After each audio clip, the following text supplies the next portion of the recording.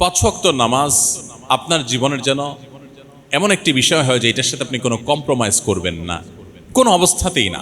আপনার জীবনে এমন কোনো পরিস্থিতি আসবে না যে পরিস্থিতিতে আপনি নামাজ পড়বেন না। একমাত্র পরিস্থিতি হতে পারে আপনি সেন্সলেস হয়ে গেছেন, আপনার কোনো সেন্স নাই, আপনি বেহুশ হয়ে গেছেন, তাহলে তো আপনার আর নামাজ পড়বার শক্তি নেই। কিন্তু যতক্ষণ পর্যন্ত আপনার সেন্স আছে, ইভেন আপনি দাঁড়াবার ক্ষমতা নাই, নবী করিম সাল্লাল্লাহু আলাইহি ওয়াসাল্লাম বলেছেন বসে পড়ো, বসে পড়তে পারেন না শুয়ে পড়ো, কেন নামাজ পড়বেন? সবচেয়ে সরল উত্তর হলো আপনার আল্লাহর নির্দেশ, আল্লাহর সামনে আপনাকে যেতে হবে, দাঁড়াতে হবে, জবাবদিহি করতে হবে, আপনাকে নামাজ পড়তে হবে।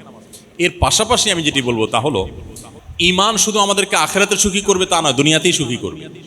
ঈমানের পাশাপাশি নামাজ হলো মানুষের সুখের একটা মূল মন্ত্র। যারা সঠিকভাবে নামাজ পড়েন তারা বলতে পারবেন যেই কোনো ডিপ্রেশন, যে কোনো পেরেশানিতে, যে কোনো মুসিবতে, যে কোনো বিপদে মানুষের খুব আগ্রহের সাথে, খুশুর সাথে যথাযথভাবে 2 রাকাত নামাজ যদি কেউ পড়ে, তিনি অনেকটা হালকা হয়ে যাবেন, তিনি অনেকটা প্রশান্তি অনুভব করবেন। এটা যারা নিয়মিত নামাজ পড়েন, সুন্দর করে নামাজ পড়তে জানেন, তারা বলতে পারবেন। যারা নামাজ সঠিকমতো ভাবে পড়েন না, বা জুমার নামাজটা হয়তো শুধু পড়েন, 2-4 ওয়াক্ত পড়েন, বাকিগুলো বাদ দেন, বা পড়েন কিন্তু ধীরস্থিরতার সাথে পড়েন না, পড়েন কিন্তু মনোসংযোগের সাথে পড়েন না, এই মানুষগুলো আসলে নামাজের এই অলৌকিকত্ব অনুভব করতে পারবেন না। আমি গত কয়েকদিনের মধ্যে একটি রিপোর্ট দেখতে পেয়েছি, আপনারা অনেকে হয়তো দেখেছেন বা জেনে থাকবেন। ফিনল্যান্ড পরপর 5 বছর ইউরোপের এই দেশটি পৃথিবীর সবচেয়ে সুখী দেশ হিসাবে নির্বাচিত হয়েছে। ফিনল্যান্ড, এদেশে মানুষের সংখ্যা সম্ভবত 55 লাখ, কম বেশি 55 লাখ মানুষের বসবাস। এই দেশটিকে বলা হচ্ছে পরপর 5 বছর তারা পৃথিবীর সবচেয়ে সুখী দেশ। কেন সবচেয়ে সুখী দেশ? তার অনেক কারণ আছে। এদেশের যে সবুজ পরিবেশ, সেখানকার যে হ্রদগুলো, আমরা কোরআনে যে জান্নাতের কথা শুনি, জান্নাত মানে বাগান সমূহ, সেখানকার যে নেচার, সেখানকার যে প্রকৃতি, এটা এতটাই সুন্দর, এতটাই ভালো যে সেটাকে বলা হয় সবুজ সোনা, বলা হয় সবুজ সোনা। এত সুন্দর একটি দেশ, এত সুন্দর প্রকৃতি, এত সুন্দরভাবে আল্লাহ তাআলা সাজানো একটা সৃষ্টি, সেই দেশে শিক্ষা বলেন, সংস্কৃতি বলেন, অর্থনীতি বলেন, সব দিক থেকে মানুষ সুখী। অপরাধ প্রবণতা মানুষের মধ্যে নেই বললেই চলে, যার কারণে তারা পৃথিবীর সবচেয়ে সুখী দেশ হিসাবে পরপর 5 বার নির্বাচিত হয়েছে। ইন্টারেস্টিং বিষয় হলো এই দেশটিতে আত্মহত্যার প্রবণতার যে সিরিয়াল আছে পৃথিবীতে, সেই সিরিয়ালে এই দেশটি 21তম। পৃথিবীর সবচেয়ে সুখী দেশ, কিন্তু আত্মহত্যার প্রবণতায় তারা 21 নম্বরে আছে। আসুন আরেকটা দেশ সম্পর্কে আমরা জানি, সুইজারল্যান্ড। সুইজারল্যান্ডের নাম শুনলে আমাদের স্মৃতিতে ভেসে ওঠে ঘড়ির কথা, সুইজারল্যান্ডের ঘড়ি, ট্রেনের কথা, চকলেটের কথা, অনেক কিছু আছে যেগুলো পৃথিবীর অন্য অনেক দেশ থেকে তাদেরকে পার্থক্য করে দেয়। তারা সুখী দেশের সিরিয়ালে তৃতীয়। সুখী দেশের সিরিয়ালে তৃতীয় হওয়া সুইজারল্যান্ডের মানুষ সুখী, কারণ সেখানকার শিক্ষা, সংস্কৃতি, অর্থনীতি, সেখানকার পরিবেশ, সব কিছু পৃথিবীর অন্য সব দেশের চাইতে ডিফারেন্ট এবং ভালো। অপরাধ প্রবণতা নেই, নানান দিক থেকে তারা অনেক বেশি ভালো এবং অগ্রসর।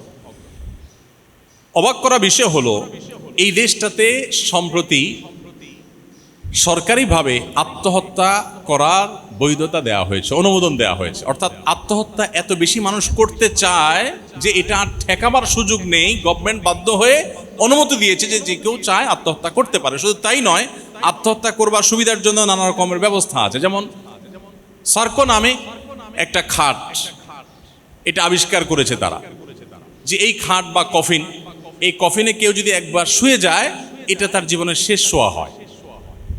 অর্থাৎ খুব সহজে যেন আত্মহত্যা করতে পারেন, সেজন্য নানা রকম আবিষ্কার তারা করছে। কারণ মানুষ বেঁচে থাকতে চায় না, এত সুখী দেশ, তারপরে বেঁচে থাকতে চাচ্ছে না। এরপর আসুন একটা সংস্থা, তারা নিয়ম করেছে তাদের সংস্থায় যারা আত্মহত্যা করতে চায় তারা সদস্য হতে পারে। সদস্য ফি $200। $200 দিয়ে সদস্য হওয়ার পর তিনি আত্মহত্যা করবেন, এই সংস্থা তাকে আত্মহত্যা করতে সাহায্য করবে। তার আত্মহত্যা যদি সাকসেস হয়, সফলভাবে তিনি যদি আত্মহত্যা করতে পারেন, তাহলে আগেভাগে তার সম্পদ থেকে লিখিত দিয়ে যাবেন $7,000 তাকে পেমেন্ট করতে হবে। কিসের জন্য? মরার জন্য। পৃথিবীর সবচাইতে তৃতীয় সুখী দেশের কথা বলছি।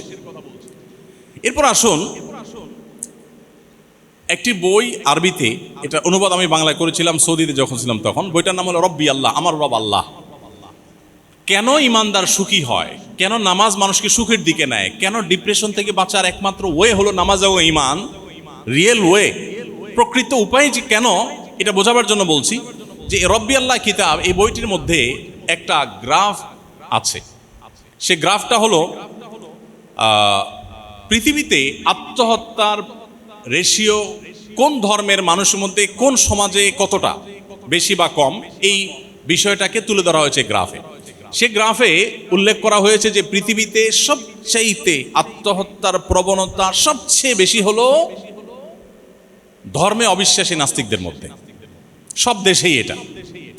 এবং এই জরিপটা যার তার জরিপ না, এটা বিশ্ব স্বাস্থ্য সংস্থার জরিপ, এবং এক বছরের জরিপ না, ওখানে পরপর কয়েক বছরের জরিপ তুলে ধরা হয়েছে যে পরপর অনেক বছর ধরে একই রেশিও দেখা যাচ্ছে, সবচেয়ে বেশি আত্মহত্যার প্রবণতা হলো নাস্তিকদের মধ্যে।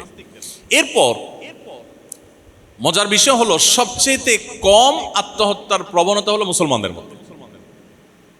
পৃথিবীতে কয়েক বছরের জরিপ তুলে ধরা হয়েছে, পৃথিবীতে সবচেয়ে কম আত্মহত্যা হয় মুসলমানদের মধ্যে। এখন প্রশ্ন ওঠে যে পার্থক্যের জায়গাটা কোথায় আসলে।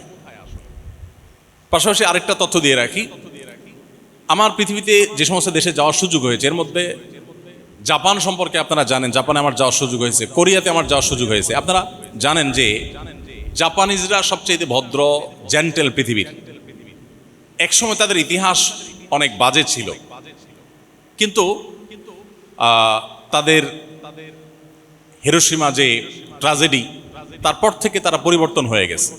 জাতি হিসাবে পৃথিবীর সবচেয়ে সভ্য, সবচেয়ে ভদ্র, সবচেয়ে জেন্টেল জাতি তারা।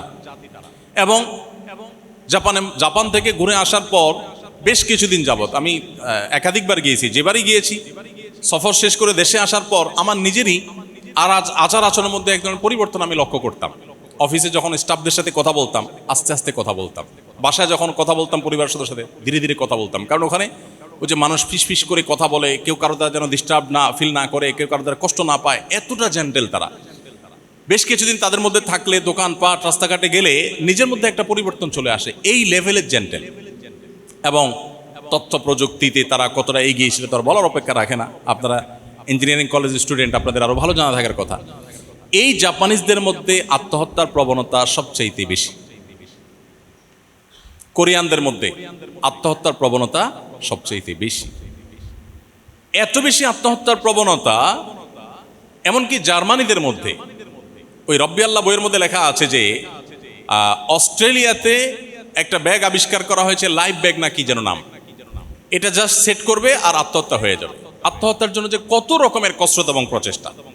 এখন আমার প্রশ্ন হলো, পৃথিবীর সবচাইতে সুখী দেশ, পৃথিবীর সবচাইতে আপনার সুন্দর দেশ হওয়ার পরও মানুষ বেঁচে থাকতে চাচ্ছে না কেন? কারণ একটাই, যে সব কিছুই আছে, মানসিক প্রশান্তিটা আসলে নেই। নবী করিম সাল্লাল্লাহু আলাইহি সাল্লাম বলেছেন, লাইসাল গিনা বিকাসরাতিল আরদ।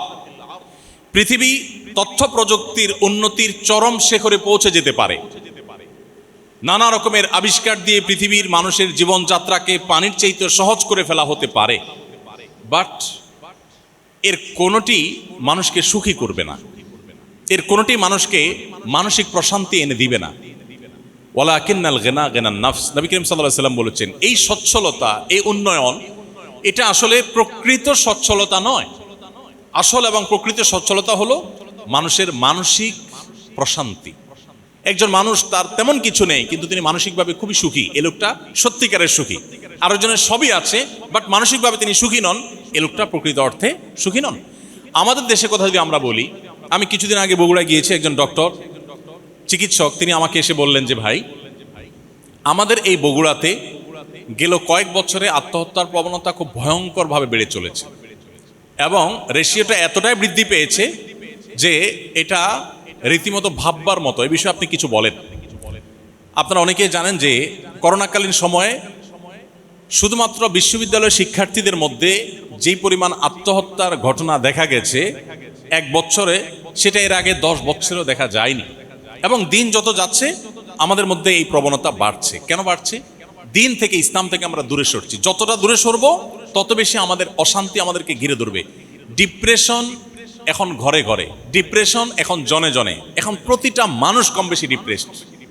আমরা যদি আমাদের শৈশবে ফিরে চলে যাই, আমরা দেখব আমাদের বাপ চাচারা, আমাদের আশপাশের মানুষগুলো এত ভালো ছিলেন না, এত সুখে ছিলেন না। আমরা আমাদের দেশের বাস্তবতা যদি চলে যাই, 2 দশক 3 দশক আগে আমাদের দেশে এত কলেজ ইউনিভার্সিটি ছিল না, এত আপনার রাস্তাঘাটের এত উন্নয়ন ছিল না, আমাদের দেশে অনেক কিছুই ছিল না, কিন্তু মানুষগুলো তুলনামূলকভাবে এখন থেকে অনেক বেশি হ্যাপি ছিলেন, সুখী ছিলেন।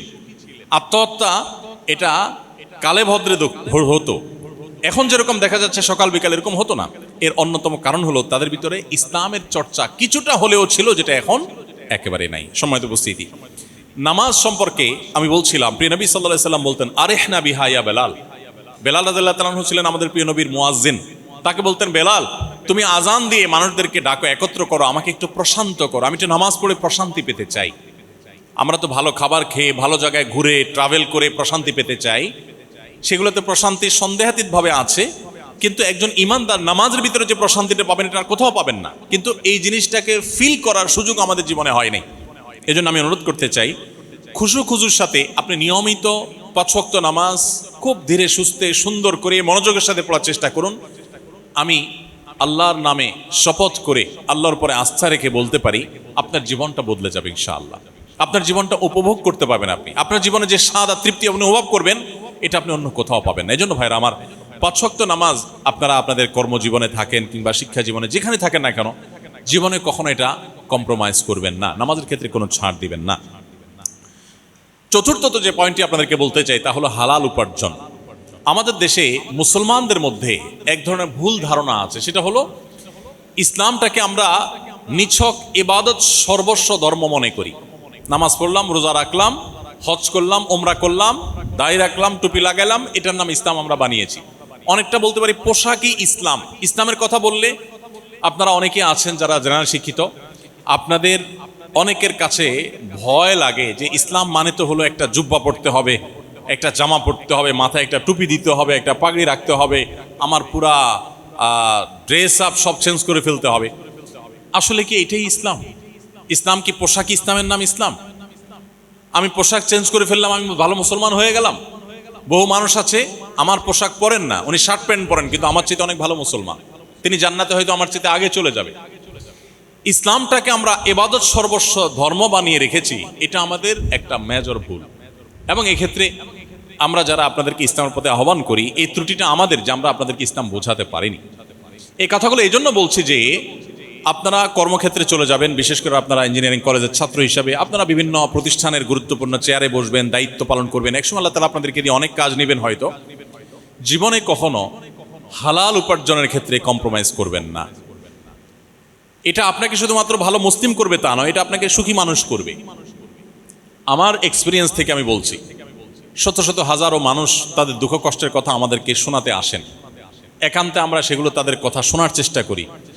আমার এক্সপিরিয়েন্স বলছে, যারা অবৈধ পথে উপার্জন করে, হারাম পথে উপার্জন করে, আল্লাহর ভয় যাদের অন্তরে নেই, এই মানুষগুলো সম্পদের পাহাড় গড়বার পরও কখনো সুখ পায় না।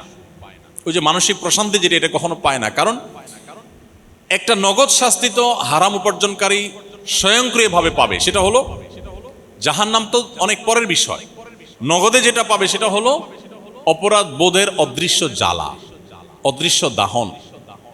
কারণ আপনি অবৈধ সম্পদ দিয়ে, ঘুষ নিয়ে, হারাম উপার্জন করে, অন্যায়ভাবে সম্পদ আহরণ করে আপনি অনেক পয়সা কড়ি করেছেন, অনেক অ্যাসেট করেছেন, গাড়ি বাড়ি করেছেন। এগুলো দূর থেকে মানুষ দেখে আপনাকে মনে করবে আপনি অনেক সুখে আছেন, বাট আপনি জানেন যে আপনি একজন সহজ বাংলা চোর, আপনি একজন প্রতারক, আপনি একজন দুর্নীতিবাজ, আপনি জাতীয় সম্পদ লুণ্ঠনকারী। এটা আপনি নিজেকে নিজে জানেন।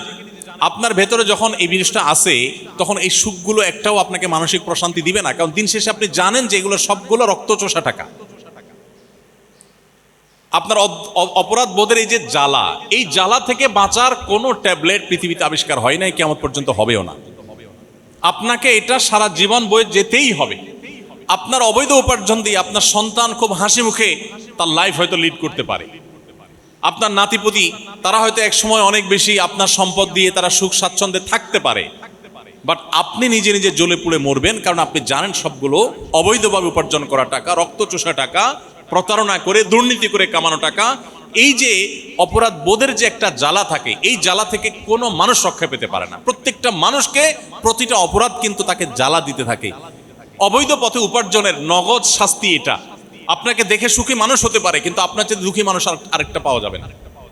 আর এর বিপরীতে আসি, আপনি যদি প্রতিজ্ঞা করেন যে আমি আমার কর্মজীবনে কখনো অসৎ উপায়ে 1 টাকা অবলম্বন উপার্জন করব না, এটা যদি আপনি প্রতিজ্ঞা করেন, এটা যদি আপনি ধরে রাখতে পারেন, দিন শেষে সন্দেহাতীতভাবে আপনার সাময়িক কষ্ট হবে, কারণ আপনার গাড়ি বাড়ি হয়তো ওইরকম হবে না, আপনার হয়তো এরকম ব্যাংক ব্যালেন্স হবে না, আপনার হয়তো এরকম সামাজিক অবস্থান হবে না, আপনার হয়তো দৃশ্যমান সম্পদ থাকবে না।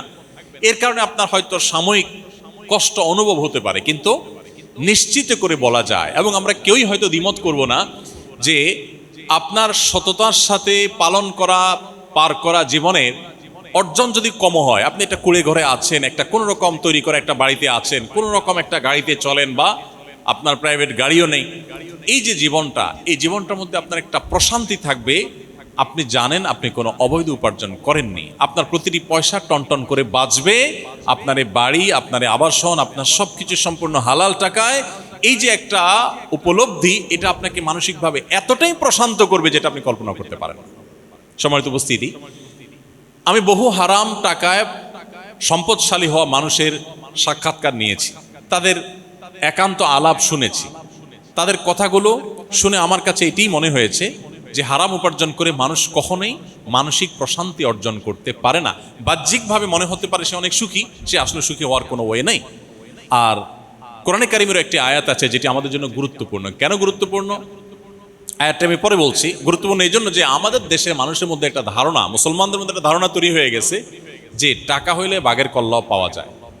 একটা প্রবাদ আছে, টাকা হলে বাঘের কল্লাও পাওয়া যায়, তার মানে টাকা হলে সবই পাওয়া যায়।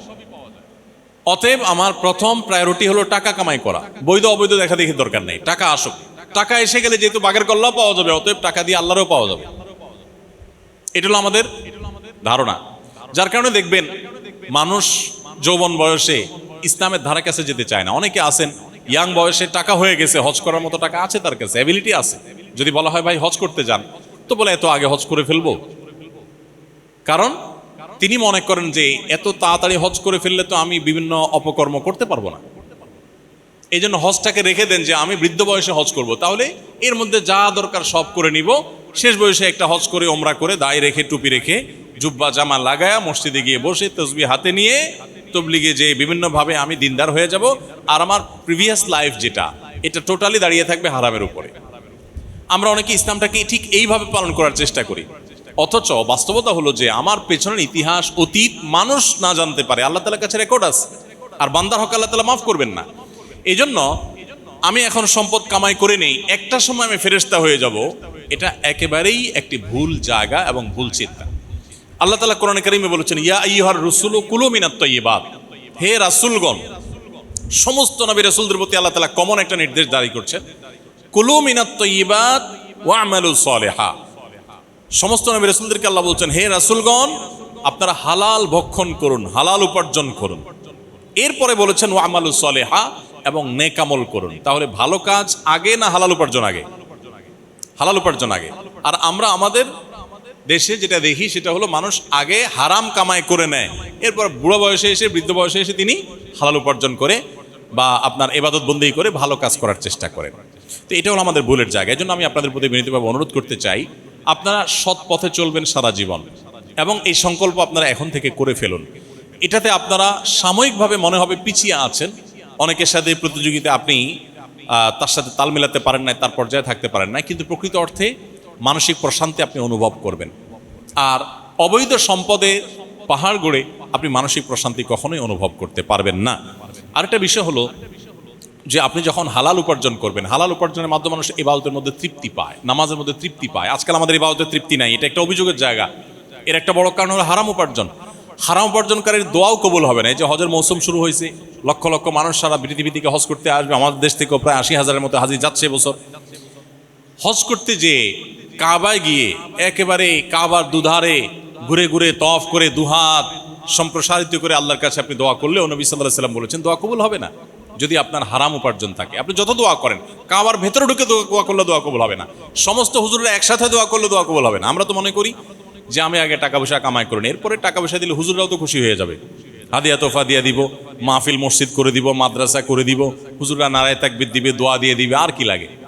সারা পৃথিবীর সব হুজুর একত্র হয়ে, মক্কা মদিনার সমস্ত ইমাম সাহেব একত্রিত হয়ে যদি দোয়া করেন, আল্লাহ আপনি আপনার এই বান্দারে মাফ করে দেন, জান্নাত দিয়ে দেন, আর আপনি যদি মানুষের রক্ত চুষে থাকেন, অবৈধ উপার্জন করে থাকেন, দুর্নীতি করে থাকেন, হারাম কামাই করে থাকেন, তো এই সমস্ত হুজুরদের দোয়া কবুল হবে না এবং আল্লাহর কাছে আপনার ঠিকই জবাবদিহি করতে হবে। এজন্য ভাইরা আমার, হালাল উপার্জন করার জন্য মেরুদণ্ড লাগে, এটা সংকল্পের জন্য মেরুদণ্ডের প্রয়োজন হয়। সমাজে দুর্নীতি করার জন্য কোনো যোগ্যতার প্রয়োজন হয় না, শুধুমাত্র পাওয়ারের দরকার হয়। যার কাছে পাওয়ার আছে তিনি চাইলে দুর্নীতি করতে পারেন, আমাদের সমাজে তেমনটি পরিবেশ। কিন্তু আপনারা যারা কর্মজীবনে প্রবেশ করছেন অথবা ভবিষ্যতে করবেন, আপনি যদি সংকল্প করেন যে আমি হালাল পথে থাকব, হালাল পথে থাকলে সমস্যা কি হবে সেটা বলাই বাহুল্য, আমি বলে রাখি। নাম্বার 1, আপনার পরিবার থেকে আপনি সাপোর্ট হয়তো পাবেন না, বাবা মাই বলবে যে অমুকের ছেলে তোমার সাথে একসাথে জয়েন করে কত কিছু করে ফেলছে, তুমি কি করলা। একইভাবে আপনার স্ত্রীর পক্ষ থেকে হয়তো আপনি সহযোগিতা পাবেন না। এই জন্য জীবন সঙ্গী নির্বাচন করার আগে এই বিষয়গুলো খুব দেখা। নবী সাল্লাল্লাহু আলাইহি ওয়াসাল্লাম এই জন্যই বলেছেন ফাসফর বিজাতিদ দ্বীন, তুমি বিয়ে করার ক্ষেত্রে তোমার জীবনসঙ্গীর ধার্মিকতাটাকে সবকিছুর উপরে বিবেচনা রাখো।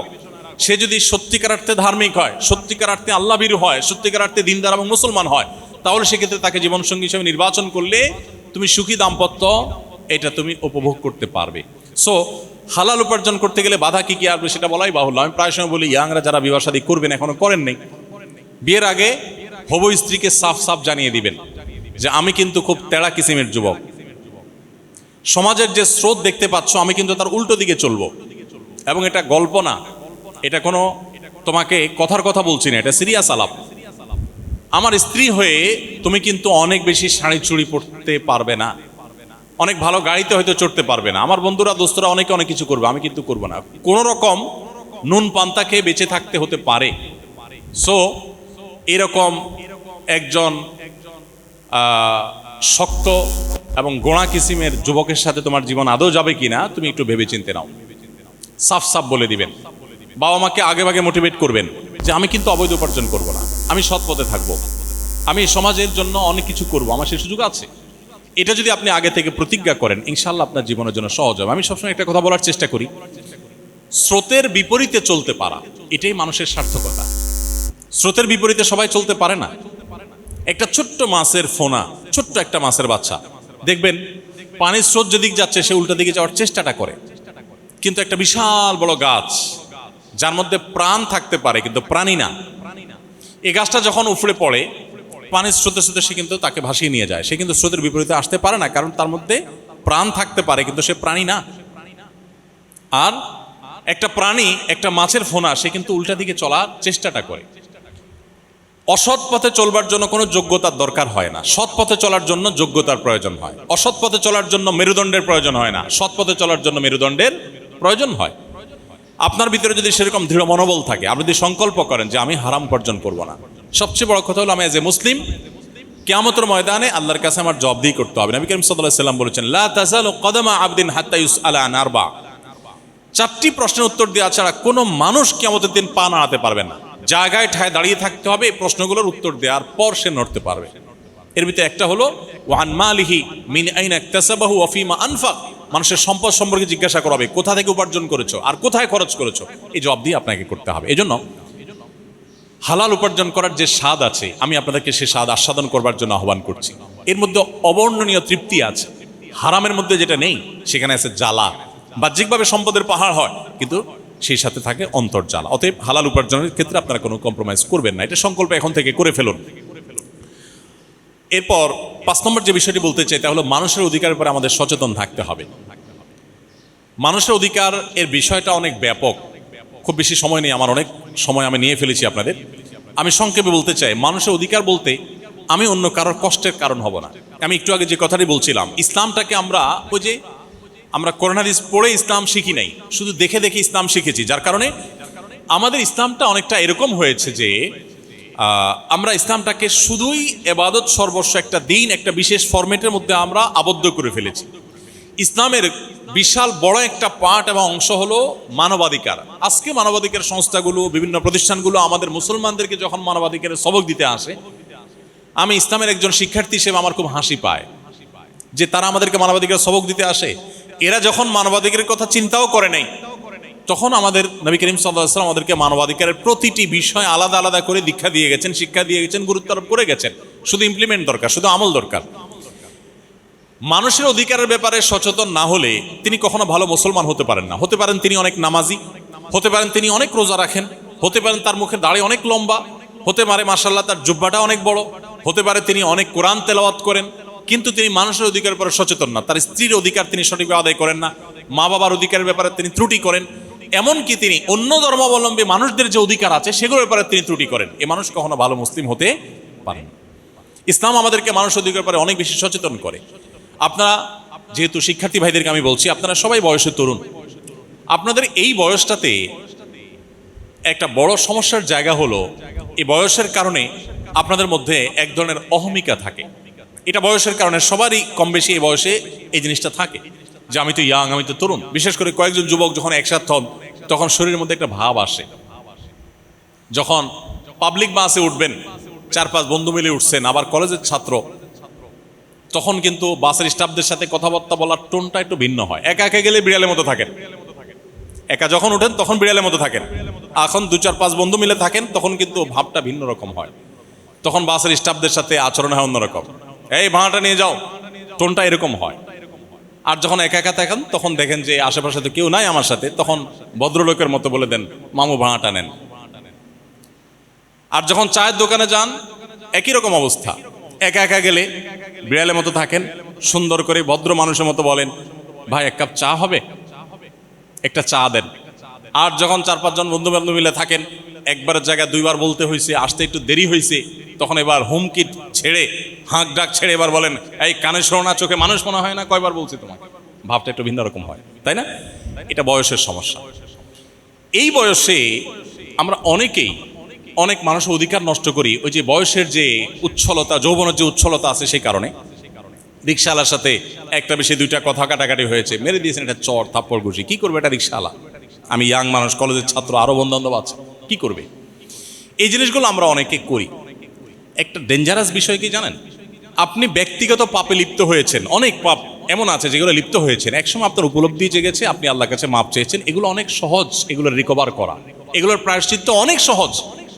আল্লাহ তাআলার কাছে মাপ চেয়েছেন, চোখের পানি ফেলেছেন, অনুতপ্ত হয়েছেন, লজ্জিত হয়েছেন, আল্লাহ সব মাফ করবেন। আল্লাহ বলেছেন, লা তাকনাতু মির রাহমাতিল্লাহ, তোমরা আল্লাহর রহমতে কেউ নিরাশ হবে না। যত যে কোনো পাপ করো, তোমার যদি সত্যিকারের অনুভূতি জাগ্রত হয়, তুমি যদি তওবা করো, আল্লাহ আমি অনেক পাপ করেছি, আমি অন্যায় করেছি, বাট আমি ফিল করছি যে আমি অনেক বেশি অন্যায় করেছি, আপনার সামনে আমার দাঁড়াতে হবে, আপনার নেয়ামত আমি ভোগ করছি, আমার কিয়ামতে উপস্থিত হতে হবে, আমি কি জবাব দিয়ে করবো? আল্লাহ আপনি আমাকে মাফ করে দিন। বান্দা যদি সত্যিকারের তওবা করে, ফিরে আসে তার জায়গা থেকে এবং সংকল্প করে আর কোনোদিন সে এই কাজ করবে না, আল্লাহ তাআলা সমস্ত পাপ মাফ করবেন, আল্লাহ ওয়াদা করেছেন। বাট মানুষের অধিকারের ব্যাপারটা এত ডেঞ্জারাস যে আপনি ফেরেশতা হয়ে যেতে পারেন। একটা বয়সে এসে আপনি ফেরেশতা হয়ে যেতে পারেন। আপনি কলেজ লাইফে বহু মানুষ অধিকার নষ্ট করেছেন, বহু রিক্সাওয়ালাকে থাপ্পড় দিয়েছেন, বহু রিক্সাওয়ালার ভাড়া না দিয়ে আপনি কলেজে ঢুকে পড়েছেন, আপনি চা দোকানে গিয়ে বহু জায়গায় মাস্তানি করেছেন, আপনি অনেক জায়গায় গায়ের জোর দেখিয়েছেন, অন্যায় করেছেন, এক গ্রুপ আরেক গ্রুপের উপরে টর্চার করেছেন, বড় ভাইরা ছোট ভাইদের উপরে র্যাগিং এর নামে জুলুম করেছেন, অবিচার করেছেন, নিষ্পেষণ করেছেন। শুনে রাখেন, আপনার এই বয়স থাকবে না, এই উচ্ছলতা থাকবে না।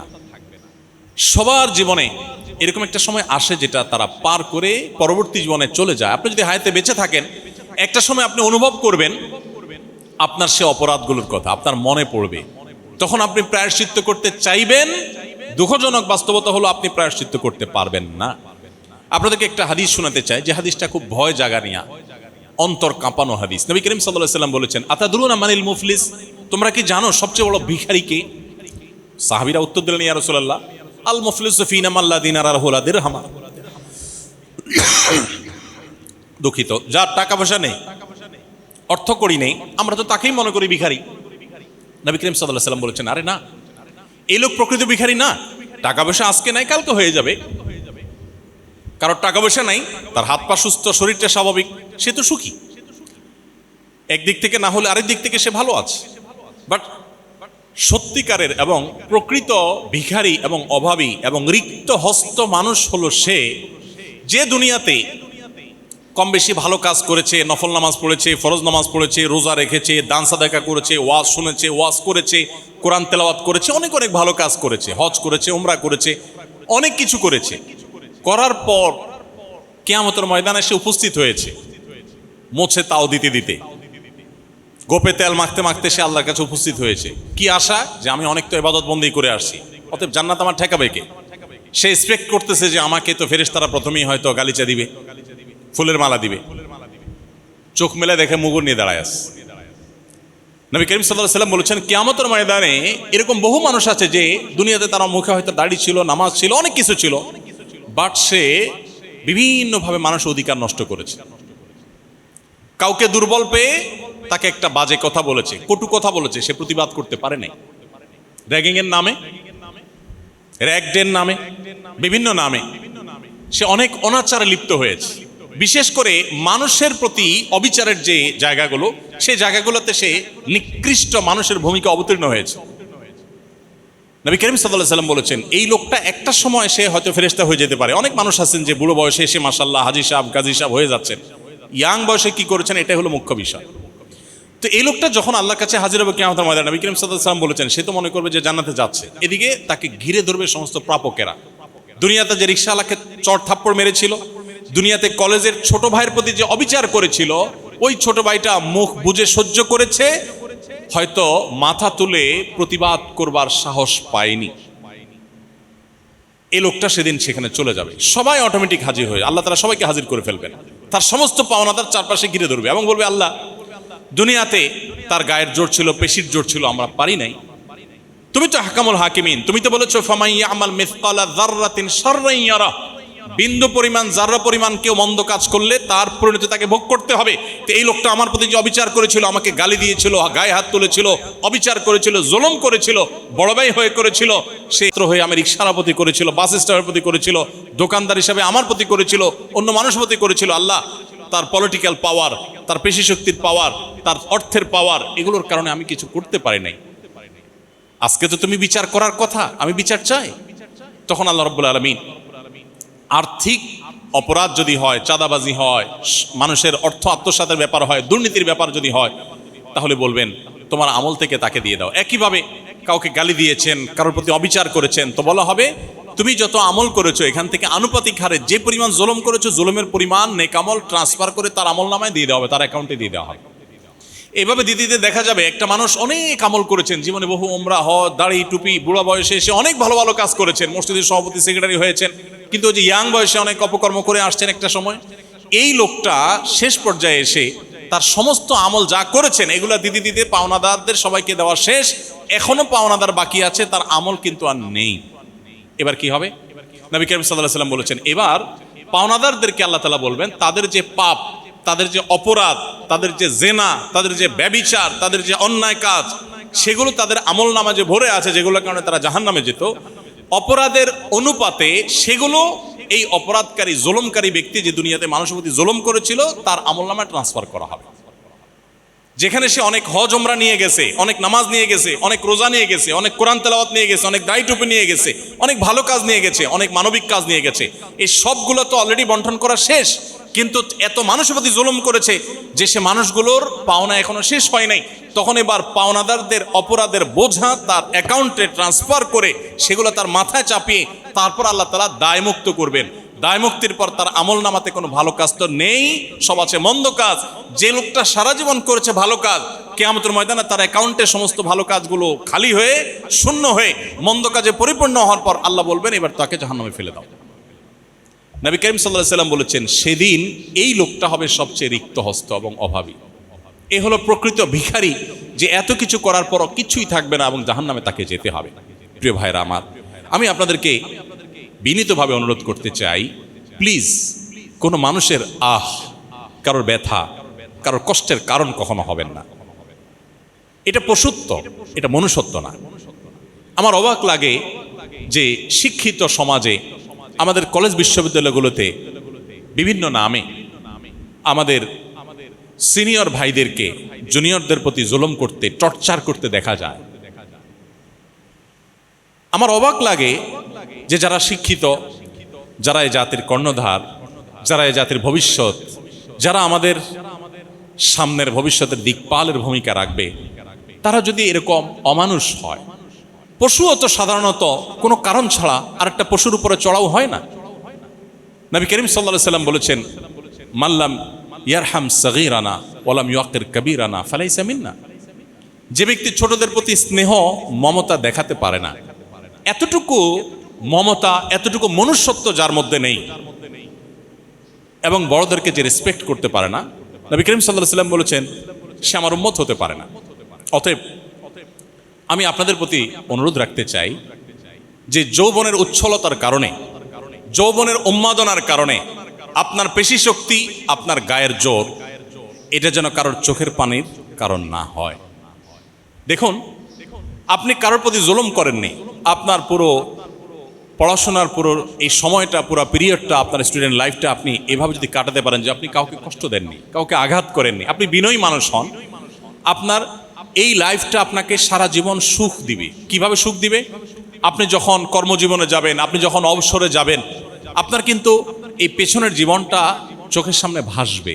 তখন আপনার অনেক ভালো লাগা কাজ করবে যে আপনি ছোট ভাইদের হেল্প করেছেন, ছোট জুনিয়র ছাত্র ছাত্রীদের উপকার করেছেন, পারলে তাদের কোনো একটা ভালো কাজ করে দিয়েছেন, কারোর ক্ষতি করেননি পারতপক্ষে। আর এর বিপরীতে আপনি যদি মন্দ কাজ করে থাকেন, এখন হয়তো সাময়িক পৈশাচিক আনন্দ আপনি পাবেন, কিন্তু আপনি লিখে রাখেন ডায়েরিতে, আজ হোক আর 10 বছর পর হোক, আপনার এক সময় উপলব্ধি জাগ্রত হবে যে আমি এত খারাপ কাজ করেছি, ওই ছেলেটাকে ওই দিন অন্যায় করেছি, ওই মেয়েটার প্রতি ওই দিন জুলুম করেছি, রং মাখতে গিয়ে তার প্রাইভেসি নষ্ট করেছি, সে হয়তো কিছু বলতে পারেনি, সে নিবৃত্তে চোখের পানি ফেলেছে। এই চোখের পানিগুলো এক একটা বোমা হয়ে আপনার জীবনে আঘাত করবে, এবং আপনি টেরও পাবেন না যে আপনার জীবনে কোত্থেকে কোন বিপদ কি কারণে আসছে, কার কার ব্যথা, কার চোখের পানি আপনার জীবনে ধ্বংসের কারণ হয়ে গেছে, আপনি টেরও পাবেন না। কিন্তু আপনি উপলব্ধি করতে পারবেন যে আমি সে সময় এত খারাপ ছিলাম। সবচেয়ে ভয়ঙ্কর দিক হলো আপনি যখন উপলব্ধি করতে পারবেন যে আমি অন্যায় করেছি। একটা সময় হয়তো আপনার এই বয়সের উচ্ছলতা থাকবে না, উশৃঙ্খলা থাকবে না, ভারত আসবে, আপনি তখন চাইবেন প্রায়শ্চিত্ত করতে। ওই ছেলেটার প্রতি অনেক অন্যায় করে ফেলেছিলাম, ওই মেয়েটার প্রতি অনেক জুলুম করেছিলাম, তখন আপনার মনে চাইবে যে একটু মাফ চাই, একটু বিহিত করি, কিন্তু সে সুযোগ আপনি পাবেন না। কোথায় সে আছে, কোন দেশে সে আছে, কোন সমাজে আছে, তাকে আপনি খুঁজে পাবেন না। আপনি চাইলেও এটা আদায় করতে পারবেন না। আর্থিক যে অনিয়ম, এগুলো রিকভার করা তুলনামূলকভাবে সহজ। আপনি কারোর 50,000 টাকা মেরে দিয়েছেন, তাকে পান নাই, ইসলামী শরিয়াতে তার বিকল্প আছে যে পাওনাদারকে পেলে তো পাওনাদারকে দিবেন। পাওনাদারের কোনো হদিস পাওয়া যাবে না, কোথায় কোন জেলা কোথায় আছে আমার সে বন্ধু আমি জানিও না, তার টাকা মেরে দিয়েছি। ওই রিক্সাওয়ালার টাকা মেরে দিয়েছি, দেইনি, কোথায় সে রিক্সাওয়ালা আছে আমি জানিও না, খুঁজে বের করা সম্ভব না। ইসলামী শরিয়া বলে এই টাকাটা তার তরফ থেকে আপনি দান করে দিবেন, এবং পাশাপাশি আল্লাহর কাছে মাপ চাইবেন। আশা করা যায় কিয়ামতের ময়দানে রিকভার হবে এটা দ্বারা। বাট আপনি কাউকে একটা মন্দ কথা বলেছেন, আঘাত করেছেন, কোনো কারণ ছাড়া জুনিয়র একটা ভাইকে কান্দর উঠবস করাইছেন, তার প্রতি অবিচার করাইছেন, তাকে কাজে লাগাইছেন, এই সমস্ত অন্যায়গুলো যখন করবেন, এই লোকটাকে আপনি একসময় আর খুঁজে পাবেন না।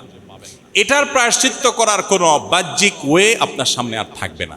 হ্যাঁ, যদি কেউ প্রকৃত অর্থে তওবা করে, সিরিয়াসলি তওবা করে এবং আল্লাহর কাছে অনেক বেশি অনুতপ্ত হয়, এর বিপরীতে আবার এরকম ভালো কাজ করে, হতে পারে কিয়ামতের ময়দানে আল্লাহ তাআলা এই প্রাপকদের সন্তুষ্ট করে তাকে মাফ করবেন। এটা একটা অপশন মাত্র, অনেক দূরবর্তী অপশন, কিন্তু বাহ্যিকভাবে এটা থেকে রক্ষা পাওয়ার কোনো পথ নেই। শুধু আখিরাত নয়, দুনিয়াতেই আপনি এটার জন্য অপরাধ বোধের অদৃশ্য জ্বালায় জ্বলতে থাকবেন, অদৃশ্য দাহনে আপনি পুড়তে থাকবেন। এই জন্য ভাইরা আমার, আমি অবাক হয়েছি আপনাদের প্রশ্নগুলো যখন আমার কাছে আসছে, একটু চোখ বোলানোর চেষ্টা করলাম। র্যাগ ডে সম্পর্কে যে সমস্ত তথ্য এবং সিনিয়র ভাইদের দ্বারা জুনিয়রদের প্রতি, জুনিয়র ছেলে মেয়েদের প্রতি যেভাবে নির্যাতনের তথ্য আমি শুনলাম, আমি যেহেতু মাদ্রাসা ব্যাকগ্রাউন্ডের মানুষ, একজন টিপিক্যাল হুজুর মানুষ, কিছু কিছু তো জানি সমাজের অংশ হিসাবে, সমাজের একজন নাগরিক হিসাবে তো আমি জানি কিছু কিছু জিনিস, বাট এত ডিপ আমি জানতাম না। আমি নতুন করে জানার সুযোগ হয়েছে যে সিনিয়ররা জুনিয়রদের প্রতি কত রকমের জুলুম করে। তো আমি আপনাদেরকে বলতে চাই, যারা সিনিয়র হয়েছেন, আল্লাহ যাদেরকে সিনিয়র করেছেন, এটা ইসলামের পার্সপেক্টিভ ছাড়াও আপনি যদি পশুদের কথা বলেন, আমার তো মনে হয় না যে কোনো পশুর মধ্যেও এই প্রবণতা আছে যে জাস্ট জুনিয়র হওয়ার কারণে ওরে দৌড়ের উপর রাখতে হবে। আপনারা এরকম কোনো পশুর নাম জানেন? আমি জানি না। গায়ের জোর আছে, পশু আরেক পশুর উপরে চড়াও হয়, এতটুকু আমরা জানি। কিন্তু জাস্ট জুনিয়র এটুকুর কারণে সিনিয়র কুকুরটা জুনিয়র কুকুরটারে দৌড়ের উপর রাখে, কান ধরে উঠবাস করা, এরকম কোনো কুকুর আপনাদের জানা আছে? সরি, আমি কি বেশি খারাপ কথা বলে ফেললাম?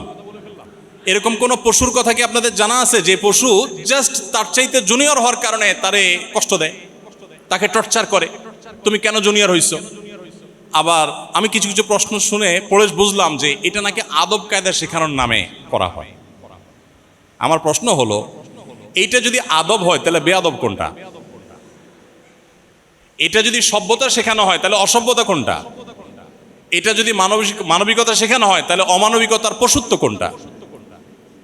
সরি, আপনারা আমাকে মাফ করবেন, আমি আপনাদেরকে বলছি না, আমি জেনারেলি বলছি যে আমাদের সমাজে বিশেষ করে শিক্ষা প্রতিষ্ঠানগুলোতে এই যে একটা অপকালচার, এই অপসংস্কৃতিটা, এটার মন্দ দিকটা বুঝবার জন্য মুসলমান হওয়ার প্রয়োজন নেই, মানুষ হওয়াই যথেষ্ট।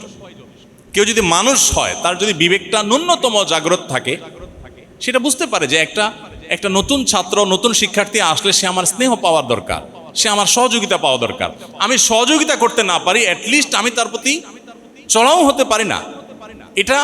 এটা কোনো ইথিকে, এটা কোনো যুক্তিতে, কোনো লজিকে আসে না যে আমি কেন তার প্রতি জুলুম করব।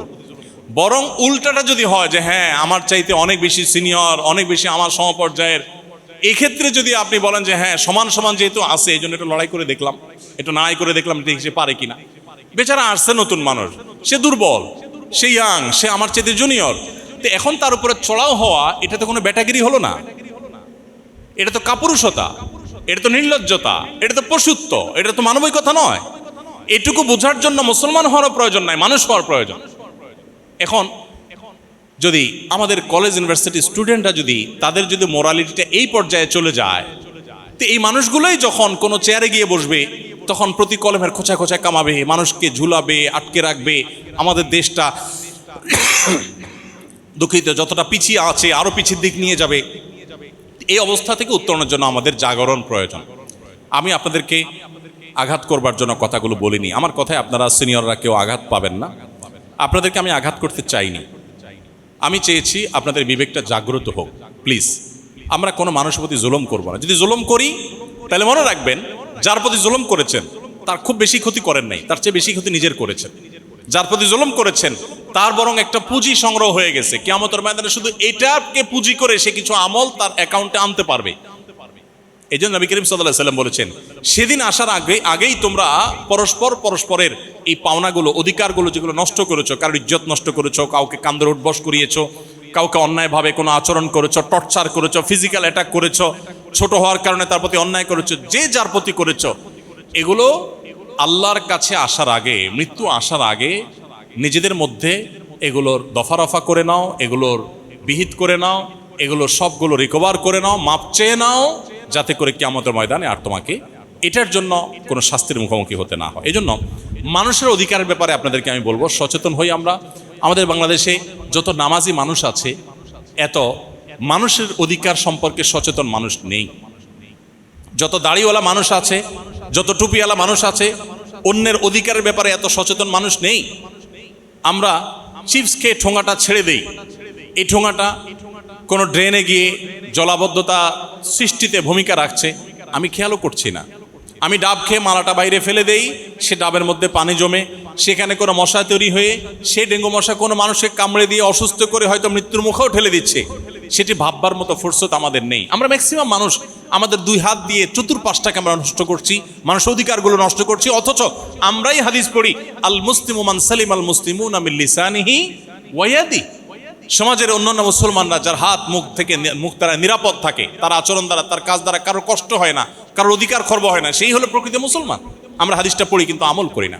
এই জন্য আমি আপনাদেরকে বলতে চাই যে আসুন, আপনি আদর্শ মুসলমান হতে হলে মানবাধিকারের ব্যাপার, অর্থাৎ মানুষের অধিকারের ব্যাপারে, সেটা সমস্ত মানুষ, অমুসলিম, জুনিয়র, সিনিয়র, টিচার, আমার বাবা মা, আমার স্ত্রী, আমার সন্তান, আমার পরিবারের সদস্য, প্রতিবেশী, রিক্সাওয়ালা, সাধারণ মানুষ, এমনকি অন্য ধর্মাবলম্বী, সবার অধিকারের উপরে আমাদেরকে সচেতন থাকতে হবে। এবং একটা বিষয় বিশেষ করে আপনাদেরকে বলি, আমি শেষ করব, সেটা হলো আপনাদের বেশিরভাগই অবিবাহিত, আমি শিক্ষার্থীদের কথা বলছি, যে আপনাদের জন্য একটা বড় চ্যালেঞ্জিং বিষয় হলো যৌবনকে কলুষমুক্ত রাখা। অর্থাৎ আপনার জীবনে বিবাহ বহির্ভূত কোনো সম্পর্ক হবে না। এটা হলো আপনাদের জীবনের সবচেয়ে কঠিন চ্যালেঞ্জের ব্যাপার। অন্য অনেক কাজ সহজ, কিন্তু এই জায়গাটা আপনাদের জন্য খুবই কঠিন, আমি জানি। নবী করিম সাল্লাল্লাহু আলাইহি ওয়াসাল্লাম বলেছেন, যে ব্যক্তি তার সম্ভ্রম, তার লজ্জাস্থান এবং তার মুখ, এই দুটি অঙ্গকে সংরক্ষণ করবার দায়িত্ব যে নিয়েছে, নবীজি বলেছেন আজমানলাহুল জান্নাহ, আমি তার জন্য জান্নাতের দায়িত্ব নিয়ে নিলাম। এই দুটাকে কেউ যদি কন্ট্রোল করার প্রতিজ্ঞা করে এবং করতে পারে, নবী সাল্লাল্লাহু আলাইহি ওয়াসাল্লাম বলেছেন তার জান্নাতের দায়িত্ব নিয়েছে। আমি একটা কথা প্রায় বলি, চরিত্র নষ্ট করবার জন্য যোগ্যতার প্রয়োজন হয় না, নিজেকে ওই যে স্রোতের বিপরীতে রাখার জন্য যোগ্যতার প্রয়োজন হয়। সব ছেলেদের, সব মেয়েদেরই আজকাল তথাকথিত রিলেশনশিপ থাকে, কিন্তু আমার থাকবে না, আমি স্রোতের বিপরীত থাকবো, এটা কঠিন। স্রোতের তালে গা ভাসানোর জন্য যোগ্যতার প্রয়োজন হয় না। দেখুন, আপনারা শিক্ষিত মানুষ, আপনাদের কাছে এই কথাগুলো বলা খুব বেশি প্রয়োজনীয় মনে করছি আমি। পশ্চিমা সংস্কৃতি আমাদের দেশে নানাভাবে আমদানি করা হচ্ছে। নাটক, সিনেমার মাধ্যমে অবৈধ সম্পর্ক, বিবাহ-বিরোধী সম্পর্ককে আস্তে আস্তে নর্মালাইজেশন করা হচ্ছে। এখন এগুলো আর একসময় কারোর কোনো ছেলের কোনো প্রেমিকা আছে, কোনো মেয়ের কোনো প্রেমিক আছে, এটা সমাজের সমস্ত মানুষের কাছে দূষণীয় ছিল, হিন্দু মুসলিম নির্বিশেষে। এদেশের কালচার এটা, এদেশের সংস্কৃতি এটা। কিন্তু এখন এটা খুবই স্বাভাবিক এবং মানুষ নির্লজ্জের মতো পরিচয় দিতে পারে যে উনি আমার গার্লফ্রেন্ড। এখন তো অত দূরও বলে না, আরো সংক্ষেপ করে বলে, কি বলে জানো? GF, BF. তো জিএফ মানে হলো,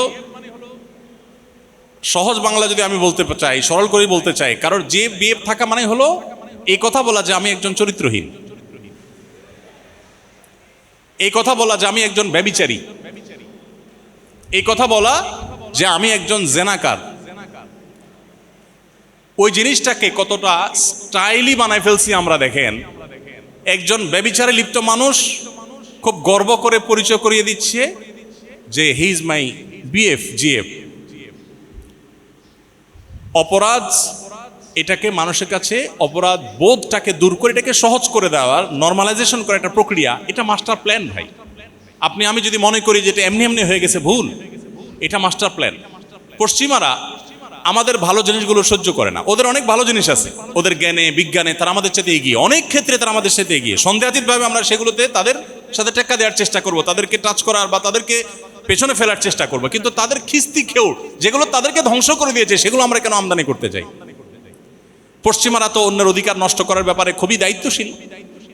তারা তো কোথাও ময়লা আবর্জনা ফেলে না, প্রতিবেশী কষ্ট দেয় না। আমরা তাদের সেই ভালো গুণগুলো কেন নেই না? আমরা নেই তাদের সব খিস্তি খেউড়গুলো।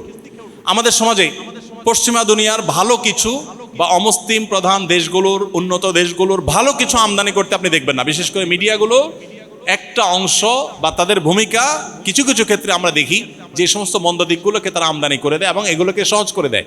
দেখুন, আমি একটা কথা প্রায় বলি, পশ্চিমা পৃথিবী, উন্নত দেশগুলো, ইউরোপ, আমেরিকা, তারা জ্ঞানে বিজ্ঞানে, তথ্য প্রযুক্তিতে অন্যান্য দিক থেকে আমাদের চাইতে যদি 500 বছর এগিয়ে থাকে, তো ফ্যামিলি বন্ডিংয়ে, পরিবার ব্যবস্থাপনায়, সন্তানের সাথে মা বাবার সাথে বোঝাপড়ায়, স্বামী স্ত্রীর পারস্পরিক সম্পর্কের উন্নতির ক্ষেত্রে আমরা ওদের চাইতে 500 বছর এগিয়ে আছি। এটা এদেশের শুধু মুসলিম নয়, এটা এদেশের মুসলিম, এ অঞ্চলের হিন্দু, খ্রিস্টান, বৌদ্ধ সকলের ক্ষেত্রে প্রযোজ্য। যে অঞ্চলের মানুষ আমরা পশ্চিমাদের চাইতে, ইউরোপ আমেরিকানদের চাইতে জ্ঞানে বিজ্ঞানে, তথ্য প্রযুক্তিতে অনেক দিক থেকে যদি পিছিয়েও থাকি, আমাদের পরিবার ব্যবস্থাপনায় তাদের চাইতে আমরা বহুদূর এগিয়ে, যারা তারা কল্পনাও করতে পারে না। বাবা মাকে সন্তান কতটা ফিল করে, কতটা ভালোবাসে, সন্তানকে বাবা মা কত ভালোবাসেন। স্বামী স্ত্রীর সম্পর্ক এখন ভয়ঙ্কর একটা জায়গায় আমরা চলে গেছি। এরপরও দাম্পত্য কলহ, বিবাহ বিচ্ছেদের হার আমাদের সমাজে ভয়ঙ্করভাবে বেড়ে চলেছে।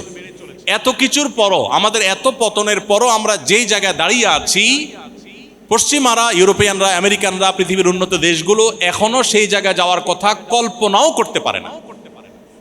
আপনারা স্মার্টফোন সবাই ব্যবহার করেন, দেখবেন স্মার্টফোনে বিভিন্ন অ্যাপের যে অ্যাডভার্টাইজ আছে, এই স্পন্সর যে অ্যাডভার্টাইজগুলো থাকে, এর মধ্যে প্রায় সময় দেখবেন, আমার চোখে পড়ে, নিশ্চয় আপনাদেরও চোখে পড়েছে, যে স্বামীর হাতে মোবাইল, সোফার উপর হয়তো ঝিমায় পড়ছে, ঘুমায় গেছে, স্ত্রী এসে মোবাইলটা খোলার চেষ্টা করতেছে অন্য কোনো মেয়ের সাথে সম্পর্ক আছে কিনা এটা জানার জন্য, তো করতে পারছে না, কারণ এই অ্যাপটা তার কাছে ইনস্টল করা আছে, যার কারণে তার ফিঙ্গারপ্রিন্ট দিয়ে লক দেওয়া আছে, অথবা ফেস লক আছে, অথবা পাসওয়ার্ড দেওয়া আছে।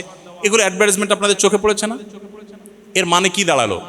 এর মানে হলো প্রত্যেকটা মানুষই, তারা প্রত্যেকটা মানুষকে অবিশ্বাস করে, বিশ্বাসের কোনো জায়গা নেই।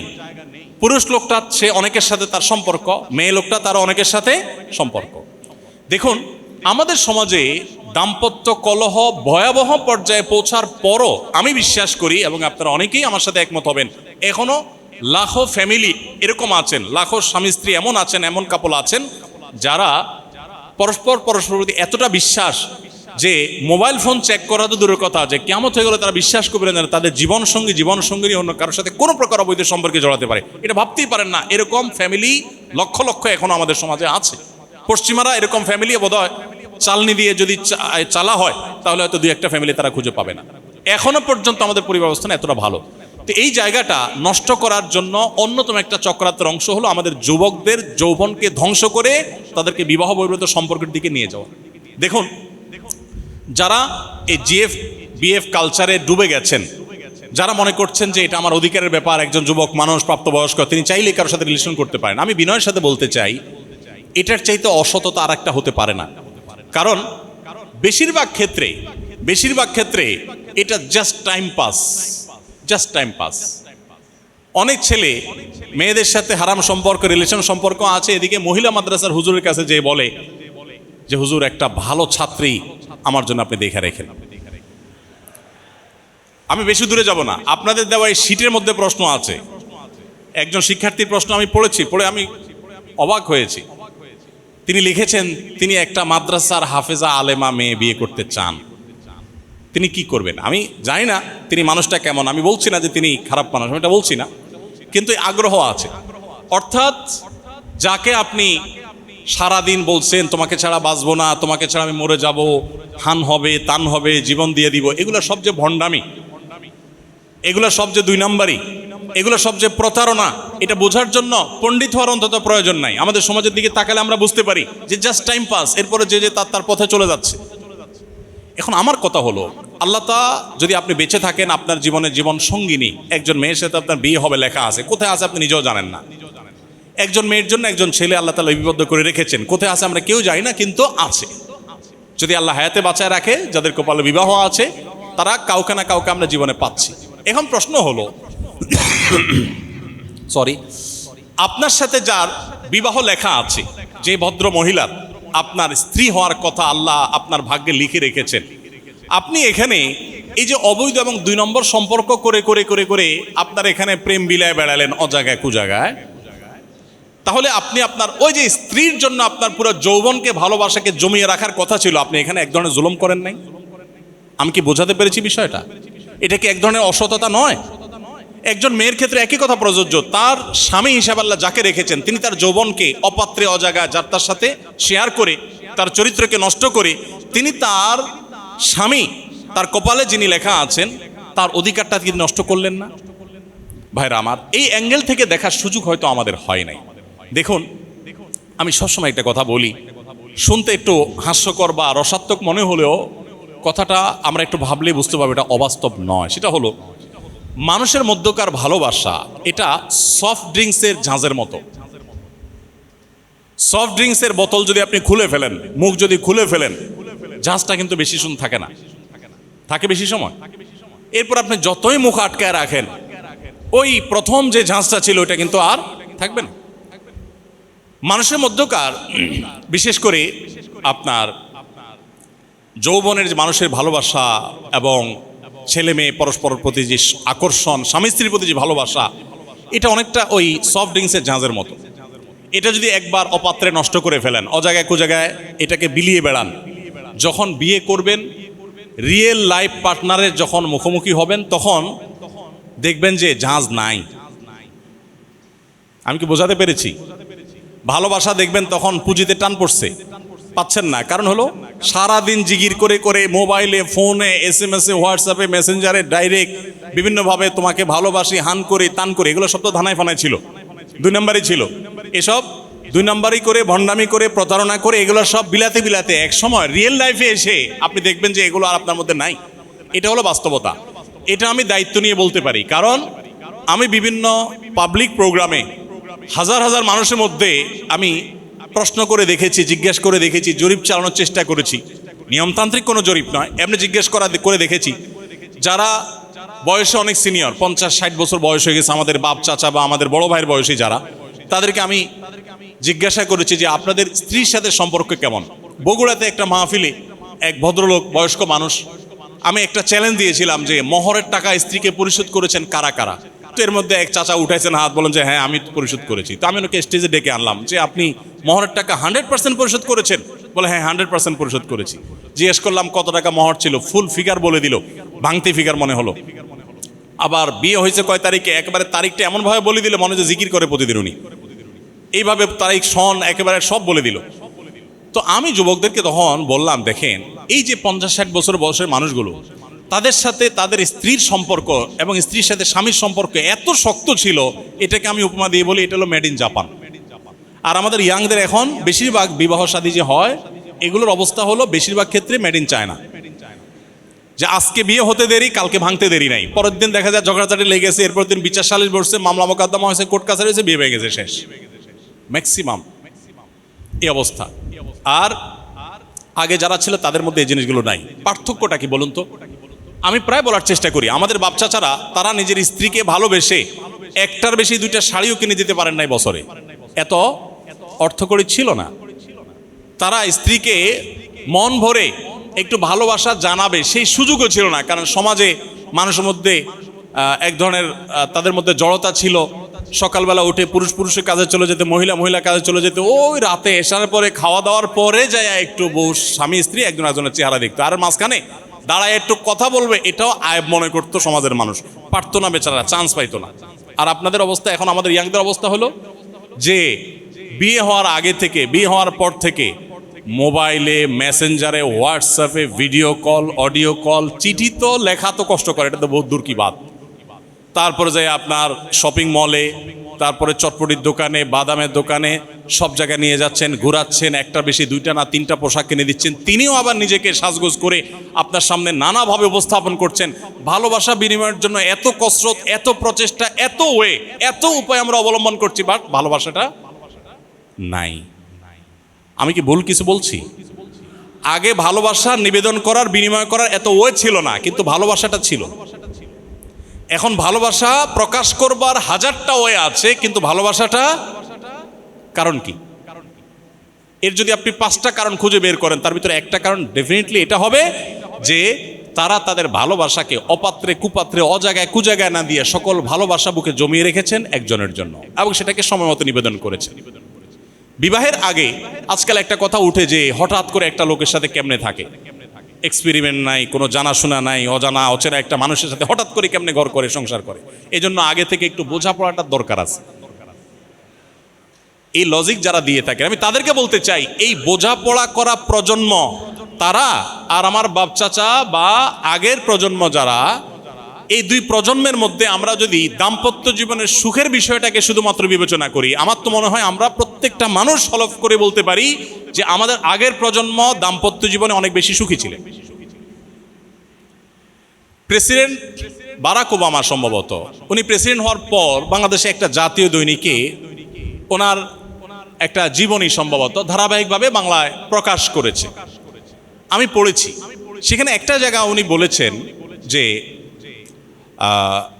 আমার দাদা দাদির সময়ে আমি দেখেছি যে আমার দাদিকে আমার দাদা শপিং মলে নিয়ে মন মতো মার্কেট করে দিতে পারেন না, শপিং করে দিতে পারেন না, বাট তাদের মধ্যে সম্পর্কটা অনেক সুনিবিড় ছিল, কেউ কাউকে ছাড়া বাঁচত না, এবং কেউ কারোর সাথে প্রতারণা করবে কেউ কারোর সাথে জুলুম করে আরেকজনের সাথে রিলেশন করবে, এটা আমার দাদা দাদি কল্পনাও করতে পারতেন না। এতটা একজন আরেকজনকে উজাড় করে ভালোবাসতেন। বাট আমার সময় এসে এখন আমি যে কথাটা এতক্ষণ বললাম, এই কথাটাই জাস্ট উনি বলেছেন, আমি এসে রিপিট করলাম না। তো আমরা সবাই একমত হব। এই জন্য শুধুমাত্র আখেরাতের জন্য না, আপনার দুনিয়ার কল্যাণের জন্য আপনার চরিত্রকে হেফাজত করতে হবে। আমি প্রায় সময় বলি যে দেখুন, সমাজের সবাই যে কাজ করে অন্যায় কাজ, সেটা থেকে বাঁচবার জন্য মেরুদণ্ডের দরকার হয়, হিম্মতের দরকার হয়, সৎ সাহসের দরকার হয়, যে সবার এই হারাম সম্পর্ক থাকবে, আমার থাকবে না। আমার এই যৌবনকে আমি পড়াশোনা, আমার গবেষণা আমি ব্যয় করব। আপনারা ইঞ্জিনিয়ারিংয়ের ছাত্র হলেও আপনার এই শিক্ষাটাকে আপনি ইবাদতে পরিণত করতে পারেন। আপনারা জেনে থাকবেন অনেকে নিশ্চয়ই। আপনার উদ্দেশ্য যদি হয় আমি এর মাধ্যমে মুসলিম মিল্লাতের কোনো সমস্যার সমাধান করব, আমি ইঞ্জিনিয়ার হয়ে আমি মানুষের উপকার করব, যারা মানুষের ফাইল আটকে রাখে আমি মানুষের ফাইল আটকে রাখবো না, আমি ভালো দৃষ্টান্ত স্থাপন করব। সেটা করতে গিয়ে অফিসে আমাকে বহু ঘাত প্রতিঘাত হাতে হতে পারে, বহু জুলুমের শিকার হতে পারে, বহু অন্যায়ের শিকার হতে পারে, বাট আমি সবগুলো মাথা পেতে নিব। তারপর আমি সততার ক্ষেত্রে আমি কম্প্রোমাইজ করব না। আমি মানুষের উপকার করে আল্লাহর সন্তুষ্টি পেতে চাই। এই যদি আপনার উদ্দেশ্য হয় তাহলে আপনার এই শিক্ষাটা একটা ইবাদত হবে, আপনার পরীক্ষাটা একটা ইবাদত হবে, এটা একটা নেকামল হবে, এর মাধ্যমে আপনি আল্লাহর কাছে সওয়াব পেতে পারেন। আপনাদের এই যৌবনটাকে আপনারা শিক্ষার পেছনে, পড়াশোনার পেছনে, স্টাডির পেছনে যদি আপনারা ব্যয় করেন, আপনারা ভালো কিছু অর্জন করতে পারবেন। আল্লাহ তাআলা আপনাদের সবাইকে সেই তৌফিক দান করুন। আমি অনেক বেশি সময় আপনাদের নিয়ে ফেলেছি, আমি সামারি করে ফেলছি। আমি আজ আপনাদেরকে বিদায়ী যারা শিক্ষার্থী আছেন তারা এবং যারা বর্তমান শিক্ষার্থী আছেন আরও কিছুকাল হয়তো এই প্রতিষ্ঠানে থাকবেন, আপনাদের উভয়কে এবং আপনাদের মাধ্যমে অনলাইনে পরবর্তীতে আমাদেরকে যারা শুনবেন, বিশেষ করে শিক্ষার্থীদেরকে আমি বলতে চাই যে প্রথমত আমরা জন্মসূত্রে মুসলমান হওয়ার কারণে ঈমান এবং ইসলামটাকে কখনো জানা বা বোঝার সুযোগ আমাদের হয়নি। আমি আপনাদেরকে অনুরোধ করেছি যে আমাদের ঈমানটাকে আমরা একটু পরিচর্যা করি, ঈমানটাকে আমরা নবায়ন করি, ঈমানটাকে একটু আমরা দেখার চেষ্টা করি আমার ঈমানের লেভেলটা কি, কোন পর্যায়ে আমি দাঁড়িয়ে আছি, আমি কেন আল্লাহর প্রতি বিশ্বাসী, কেন আখিরাতে বিশ্বাসী, আখিরাতের প্রতি বিশ্বাস বলতে কি বোঝায়, আমরা এই জিনিসগুলো একটু জানার চেষ্টা করি। আর ঈমানের পারদ বা মিটারকে উপরে তোলার জন্য আমি আপনাদেরকে পরামর্শ দিয়েছিলাম যে আমরা কোরআনে কারিমের শুরু থেকে শেষ পর্যন্ত সুন্দর করে অর্থ সহকারে বুঝে কমপক্ষে একবার একটু সময় নিয়ে পড়ার চেষ্টা করি। প্রতিদিন আমি যদি 2 পৃষ্ঠা 3 পৃষ্ঠা করে কোরআন পড়ি বা 1 পৃষ্ঠা করে আমি কোরআন পড়ি, 1 পৃষ্ঠা করে পড়লে সারা বছরে আপনার পুরো কোরআন বুঝে পড়া শেষ হয়ে যাবে। এই জন্য আমাদের ফাউন্ডেশন থেকে যে কোরআন বর্ষ আমরা ঘোষণা দিয়েছি, কম্পিটিশনে ঘোষণা দিয়েছি, সেখানে ইনভলভ হলে আপনার কোরআন বোঝাও হয়ে গেল, পুরস্কারও পেলেন, আল্লাহর কাছে সওয়াবও আপনি পেলেন।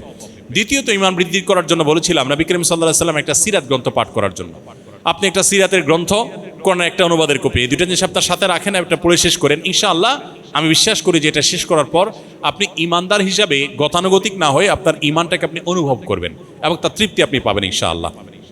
নাম্বার 2, আপনাদেরকে আমি অনুরোধ করেছিলাম যে ইসলামটা পুরোটাকে কমপ্লিট, পুরো ইসলামটা একজন মুসলমানের যতটুকু না জানলে নয়, আমি বলছি না যে আপনি আলেম হয়ে যান, ততটুকু আপনি শেখার জন্য একটু চেষ্টা করুন। তার জন্য অনলাইন অফলাইনে বিভিন্ন ইসলাম শিক্ষার, ইসলামিক স্টাডিজের কোর্স আছে সাধারণ শিক্ষিতদের জন্য, জেনারেল শিক্ষিতদের জন্য। সেই কোর্সগুলো আমরা সেগুলো নিতে পারি এবং সেগুলোতে ইনভলভ হতে পারি। এর বাইরে আফটার স্কুল, আফটার কলেজ নামে বিভিন্ন প্রোগ্রাম বিভিন্ন স্কুল, বিভিন্ন মসজিদে, শিক্ষা প্রতিষ্ঠানে হয়ে থাকে, সেগুলোতে আপনি ইনভলভ হন। এর বাইরে আরেকটা উপায় হতে পারে যে ভালো কোনো বই পুস্তক আপনি রেখে নিজ উদ্যোগে পড়েন, কোনো জায়গায় কনফিউশন হলে কোনো আলেমের শরণাপন্ন হন। এর জন্য আপনি কোরআন কারীমের একটা অনুবাদ গ্রন্থ, একটা হাদিস সংকলনের গ্রন্থ, একটা সিরাত নবীজির জীবনী গ্রন্থ, একটা মাসলা মাসাইলের গ্রন্থ, ইসলামের ইতিহাসের একটা জেনারেল বই, এভাবে কয়েকটা বই মিলিয়ে আপনি ইসলাম শিক্ষার একটা কমপ্লিট সিলেবাস আপনার কাছে রেখে এই বইগুলো আপনি পড়ে শেষ করেন। এর মাধ্যমে আপনি ইসলাম শিখতে পারেন। এটা একটা উপায় হতে পারে। 3টা উপায় হতে পারে। কোনো একটা অনলাইন অফলাইনে কোর্সে ইনভলভ হওয়া, কিংবা আপনার বিভিন্ন আয়োজন আছে সাধারণ মানুষের শেখার জন্য উপযোগী বিভিন্ন সিলেবাস করা আছে, সেই সিলেবাস বই কিনে নিজে নিজে পড়া, অথবা এলাকাভিত্তিক কোনো আলেমের তত্ত্বাবধানে কোনো আপনার প্রোগ্রাম থাকলে সেগুলোতে ইনভলভ হওয়া। 3 নম্বর বলেছিলাম জীবনে কখনো সালাত বা নামাজের ক্ষেত্রে কম্প্রোমাইজ করবেন না। নামাজ এমন একটা ইবাদত যে ইবাদত আপনাকে শান্তি এনে দিবে, সুখ এনে দিবে। নামাজ মানুষকে সুখের সন্ধান দেয়। নামাজের মধ্যে যে তৃপ্তি আছে, এই তৃপ্তি পৃথিবীর অন্য অনেক কিছুর মধ্যে নেই। আমরা হয়তো অনেকে নামাজ পড়ি কিন্তু তৃপ্তি পাই না। আমি যদি যথাযথভাবে পড়ি, খুশুর সাথে পড়ি, মনোযোগের সাথে পড়ি, ধীরস্থিরতার সাথে পড়ি, আপনি আমার কথাকে পরীক্ষা করবার জন্য হলেও আপনার কোনো ডিপ্রেশন আছে, কখনো পেরেশানি আছে, আপনি ভোর রাতে তাহাজ্জুদের সময় উঠে সুন্দর করে অজু করে খুব ধীরে ধীরে লম্বা রুকু লম্বা সিজদা দিয়ে খুব আস্তে আস্তে খুব ভক্তি সহকারে শ্রদ্ধা সহকারে তাওয়াজুর সাথে বিনয়ের সাথে খুশুখুজুর সাথে আপনি 2 রাকাত বা 4 রাকাত তাহাজ্জুদের নামাজ পড়ে একটু হাত তুলে আল্লাহর সাথে একটু কথা বলার চেষ্টা করেন, আল্লাহকে নিজের মনের সব ব্যথাগুলো একটু বলার চেষ্টা করেন। আমি আপনাকে দায়িত্ব নিয়ে আল্লাহর উপরে ভরসা রেখে বলতে পারি যে আপনি অনুভব করবেন যে এই সালাত এই দোয়া আপনাকে অনেকটা নির্ভর করেছে। দেখুন, মানুষের ভয়ে যদি আমরা কাঁদি আমাদের অন্তরটা ভারী হয়ে ওঠে, আমাদের ভালো লাগে না, কষ্ট হয় যে মানুষের ভয়ে ভীত হয়েছি, আমি মনটাতে সংকোচ বোধ করি, সংকীর্ণতা অনুভব করি। বাট আল্লাহর কাছে আপনি কি কখনো কেঁদে দেখেছেন? আমি জানি না আমরা কয়জন সেটা দেখেছি। আপনি আল্লাহর কাছে ভোর রাতে উঠে, আমি যেমনটি বললাম, 2-4 রাকাত তাহাজ্জুদ পড়ে একটু হাত তুলে 10-20 মিনিট ধরে একটু কেঁদে কেঁদে মনের দুঃখগুলো আল্লাহকে একটু বলেন, কষ্টগুলো আল্লাহকে একটু বলেন। আমি নিশ্চিতভাবে আপনাকে বলতে পারি যে আপনি যদি এটি করতে পারেন, মানুষের ভয়ে কেঁদে যেখানে আপনি ভীত সন্ত্রস্ত, আপনি যেখানে সংকোচ এবং সংকীর্ণ অনুভব করছেন, আল্লাহর ভয়ে যখন আপনি কাঁদবেন আপনার অন্তরটা ফ্রেশ অনুভব করবেন। আপনি দেখতে পাবেন আপনার মধ্যে অসম্ভব অবর্ণনীয় প্রশান্তি কাজ করছে।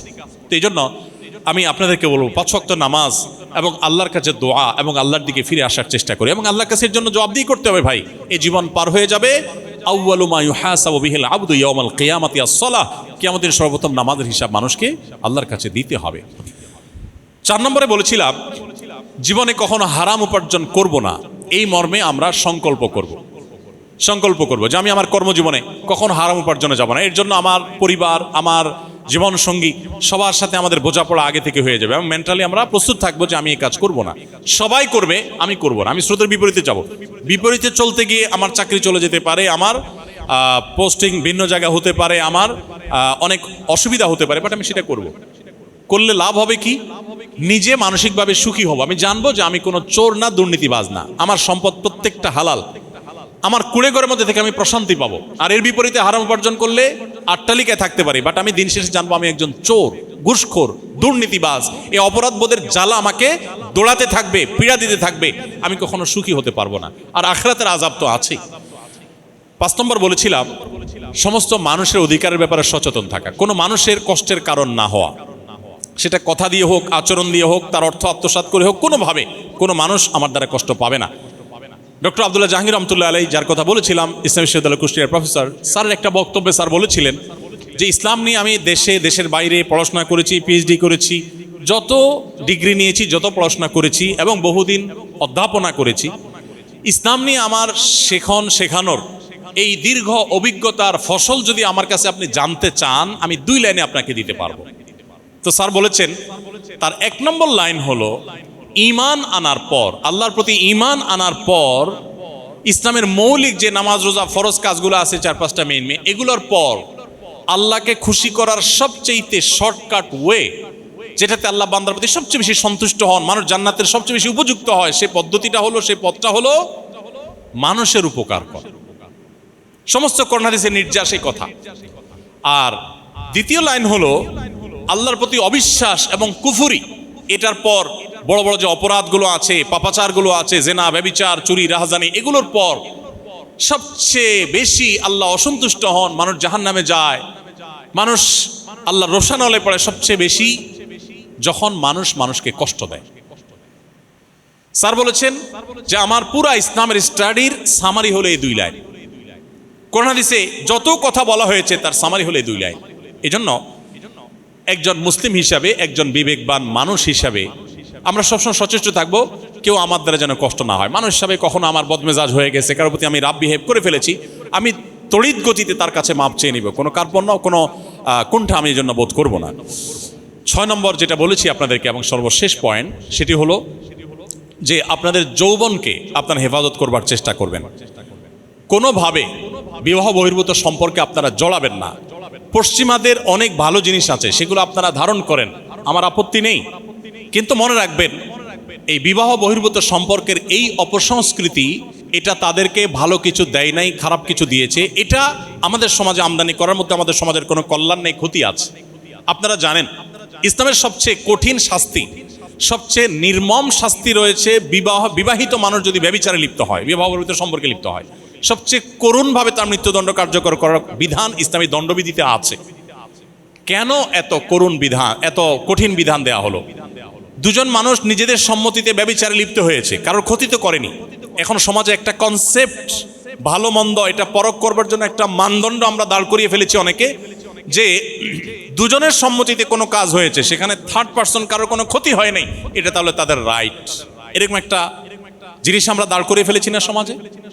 দেখুন, দুজনের সম্মতিতে এমন অনেক কাজ আছে আপাত দৃষ্টিতে এটা অন্য কাউকে ক্ষতিগ্রস্ত করছে না, কিন্তু আমরা যখন একটু গভীরে তাকাবো, একটু দূরে তাকাবো, তখন এটার প্রভাব, এটার ফলশ্রুতিতে সমাজ ক্ষতিগ্রস্ত হতে পারে। ইসলাম এই সমস্ত বিষয়কেও নিষেধ করে এবং হারাম করে। পশ্চিমা পৃথিবী, তাদের মধ্যে বিবাহ বহির্ভূত সম্পর্কের কালচারটা এমনভাবে ডেভেলপ হয়েছে যে বিবাহটা আমাদের সমাজে বিবাহ বহির্ভূত সম্পর্ক যেরকম রেয়ার কেস, তাদের মধ্যে বিবাহটা সেরকম রেয়ার কেস। আপনারা আমার চাইতে ভালো জানবেন, কোনো খেলোয়াড় বিবাহ করেছে এটা বড় নিউজ হয়, কারণ তারা তো সবাই বিবাহ বহির্ভূত সম্পর্কে থাকে, তারা আবার বিয়ে করে নাকি, বিয়ে করছে এটা বড় নিউজ হয়। তো তাদের মধ্যে বিবাহটা এটা অস্বাভাবিক, আর বিবাহ ছাড়া এমনি মিউচুয়াল আন্ডারস্ট্যান্ডিং এর মাধ্যমে যে রিলেশন, এটা হলো তাদের কাছে স্বাভাবিক। এই বিবাহ বহির্ভূত সম্পর্ককে ডেভেলপ করার ফলশ্রুতি তারা কি পেয়েছে, আমি সেই জিনিসটা বোঝাতে চাইছি। তাদের প্রাপ্তিটা কি? এক নম্বর প্রাপ্তি হলো দাম্পত্য জীবন বলতে কিছু নেই, ডিপ্রেশন। ছোট ছোট ছেলে, জাপান কোরিয়ার মতো উন্নত দেশে ছোট ছোট ছেলে, স্কুলের ছেলেরা অনবরত আত্মহত্যা করতে থাকে, অনবরত। এই বয়সে ডিপ্রেশন কেন আসবে? সে তো কর্মজীবনে যায় নাই, সে তো অফিস আদালতে বস দ্বারা টর্চার্ড হয় নাই, সে তো নানাভাবে জুলুমের শিকার হবে, স্ত্রীর সাথে মনোমালিন্য হবে, সে পরিবেশে এখনো যায় নাই। ইয়াং বয়সে ডিপ্রেশন এর মাধ্যমে মৃত্যুর দিকে ঢলে পড়ছে এবং আত্মহত্যা করছে। কেন? এর কারণ হলো বাবার আদর সে পাচ্ছে না, মায়ের মমতা সে পাচ্ছে না। আমার সমাজে যেটা পাচ্ছে ওরা এটা চিন্তাও করতে পারে না, ওরা ধ্বংসের দ্বার প্রান্তে চলে গেছে। আমি সেদিকে আর দীর্ঘ আলোচনা যাচ্ছি না, শুধু একটা কথা বলে শেষ করতে চাই, সেটা হলো ইতালিতে, আপনারা জানেন আমাদের দেশে গণমাধ্যমে বারবার নিউজ হয়েছে, প্রায় সময় হয়, আমি দেখেছি, আপনারাও দেখেছেন, মানুষের জন্মের হার কমতে কমতে এমন একটা পর্যায়ে চলে গেছে যে এখন সন্তান জন্মের হার কোনোভাবে গভর্নমেন্ট বাড়াতে পারছে না, প্রণোদনা দেওয়া হচ্ছে। আমি থাইল্যান্ড গিয়েছিলাম, সেখানে এক বাংলাদেশি অনেক বয়স্ক, তাকে জিজ্ঞেস করলাম, ভাই বাচ্চা কাচ্চা কয়জন? তো বললেন এতজন। তাই বললাম, এত অল্প বাচ্চা হওয়ার কোনো কারণ আছে কিনা? উনি আবার প্র্যাকটিসিং মানুষ তো বাচ্চা কম হওয়ার জন্য এত চেষ্টা করেন না। তো উনি আমাকে বললেন যে ভাই, থাইল্যান্ডে আমরা যখন এসেছি সে অনেক আগের কথা, তখন খুব কড়াকড়ি ছিল, 2টার বেশি বাচ্চা নেওয়া যাবে না কোনোভাবে, খুব কড়াকড়ি ছিল। তো আমি বললাম এখন? উনি বলেন এখনকার অবস্থা হলো হুবহু উল্টা মেরুতে। এখন গভর্নমেন্ট প্রতিটা বাচ্চা হওয়ার পর আপনাকে যে পরিমাণ প্রণোদনা দিবে, যে পরিমাণ ভাতা দিবে, যে পরিমাণ পুরস্কার দিবে, আপনি কল্পনা করতে পারবেন না। একটা হলে এত পাবেন, 2টা হলে আরো বেশি পাবেন, 3টা হলে আরো বেশি পাবেন, আপনাকে উৎসাহ দিচ্ছে। তো আমি বললাম কৌতূহলী, কাহিনী কি ভাই?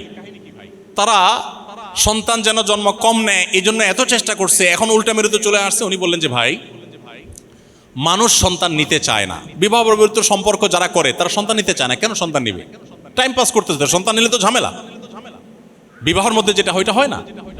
তো আস্তে আস্তে তাদের মধ্যে এই সমস্যাটা হচ্ছে। চায়নার মতো দেশ, এত মানুষ যে দেশে, সেই দেশে জন্মের হার বাড়ানোর জন্য গভর্নমেন্ট প্রণোদনা দিয়ে বাড়াতে পারছে না। কোরিয়াতে, আমি এগুলো সমাজে খুঁটে খুঁটে জানার চেষ্টা করেছি, যেখানে গেছি সেখানেও একই অবস্থা, আর মিডিয়ার মাধ্যমে জেনেছি। তার মানে কি দাঁড়ালো?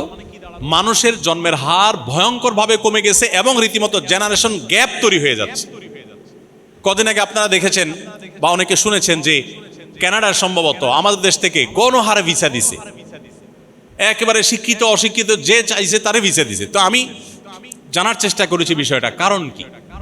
তো আমি জানলাম যে তাদের দেশে যে পরিমাণ মানুষ দরকার কাজের জন্য, ওই যে সন্তান জন্মের হার কমতে কমতে ভয়ঙ্কর একটা জায়গায় চলে যাচ্ছে, মানুষ চলে যাচ্ছে দুনিয়া থেকে, কেউ সন্তান নিতে চাচ্ছে না, নিলেও সমাজের যা প্রয়োজন সেটা পূরণ করতে পারছে না, তারা বাইরে থেকে মানুষ নিচ্ছে। এবং পশ্চিমা দুনিয়া আমাদের মতো পপুলেশনের দেশে এসে ইউনিভার্সিটি থেকে বিভিন্ন জায়গা থেকে মেধাবী স্টুডেন্টদেরকে নানাভাবে প্রলোভন দিয়ে তাদের দেশে নিয়ে যাচ্ছে, কারণ তাদের দেশে পর্যাপ্ত মানুষ নেই। এই যে জেনারেশন গ্যাপ তৈরি হয়েছে কেন? কারণ মানুষের যে টেন্ডেন্সি, পৃথিবীতে মানুষের বংশধারা টিকে থাকবে, মানুষের মাধ্যমে মানুষ আসবে পৃথিবীতে। বিবাহ বহির্ভূত সম্পর্ক যখন কোনো সমাজে ডেভেলপ হয়, সে সমাজে মানুষের সন্তান জন্মের হার কমে যায় এবং প্রবণতা দূর হয়ে যায়। একবার মানুষের টেন্ডেন্সি চেঞ্জ হয়ে গেলে এটা আর সহজে দূর করা যায় না। কোনো একটা সাইক্লোনে, ঘূর্ণিঝড়ে লক্ষ লক্ষ কোটি মানুষও যদি মারা যায় এটা রিকভার করা সম্ভব, কিন্তু মানুষের টেন্ডেন্সি একবার নষ্ট হয়ে গেলে এটাকে ফেরত আনা খুব কঠিন। বিবাহ বহির্ভূত সম্পর্কের মাধ্যমে যতভাবে আমরা ক্ষতিগ্রস্ত হচ্ছি, আমি কয়েক ঘন্টা বললেও সম্ভবত এর ব্যাখ্যা আমি শেষ করতে পারবো না। আরেকটা পয়েন্ট মাথায় এসছে যে সাধারণত বিবাহ বহির্ভূত রিলেশনের কারণে একে অন্যের দ্বারা ক্ষতিগ্রস্ত হয় বেশি, প্রতারণাটা বেশি হয়। স্বামী স্ত্রীর মধ্যে বিবাহের মাধ্যমেও হয় যে একজন স্বামী তার স্ত্রীর সাথে প্রতারণা করেছেন, জুলুম করেছেন, কিন্তু পরিমাণ অনেক কম। কেন? কারণ এখানে সামাজিক একটা বন্ধন থাকে, বোঝাপড়া থাকে, কমিটমেন্ট থাকে, লেখাপড়া থাকে, রেজিস্ট্রেশন থাকে, সাক্ষী থাকে, দুটা ফ্যামিলি সেখানে রিলেশন থাকে। বিবাহ বহির্ভূত সম্পর্কের মধ্যে এগুলো কিচ্ছু থাকে না, যার কারণে যতক্ষণ চায় এনজয় করে, এরপরে যে যার পথে চলে যায়, একজন ক্ষতিগ্রস্ত হয়, আরেকজন ধ্বংসপ্রাপ্ত হয়, কি আত্মহরণের পথে চলে যায়, ধ্বংসের দ্বার প্রান্তে চলে যায়। এই জন্য নিজের যৌবনকে হেফাজত করবেন আল্লাহর সন্তুষ্টির পথে থাকবার জন্য। নবী করিম সাল্লাল্লাহু আলাইহি সাল্লাম বলেছেন, আমি আমার পরে তোমাদের জন্য, এই ছেলেদের জন্য মেয়েদের রূপ লাবণ্যে পড়ে নিজেদের চরিত্র নষ্ট করে ফেলার যে একটা ব্যাপার, এর চেয়ে বড় ফিতনা বা পরীক্ষার বিষয় আরেকটা রাখিনি। অর্থাৎ এই জায়গায় নিজেকে নিয়ন্ত্রণ করাটা সবচেয়ে কঠিন। তো এই কঠিন কাজটা করার জন্য আপনাদেরকে আমি বিনীতভাবে অনুরোধ করছি। ইনশাআল্লাহ এই কাজগুলো যদি আপনারা মেনে চলতে পারেন, আমি আশা করব যে আল্লাহ তাআলা আপনাদেরকে দুনিয়াতেই সুখী করবেন, আখিরাতে তো জান্নাত ইনশাআল্লাহ আছেই, এবং ভালো মুসলিম আপনারা হতে পারবেন। আল্লাহ তাআলা আমাকে, আপনাকে, আমাদের সবাইকে আমল করার তৌফিক দান করুন।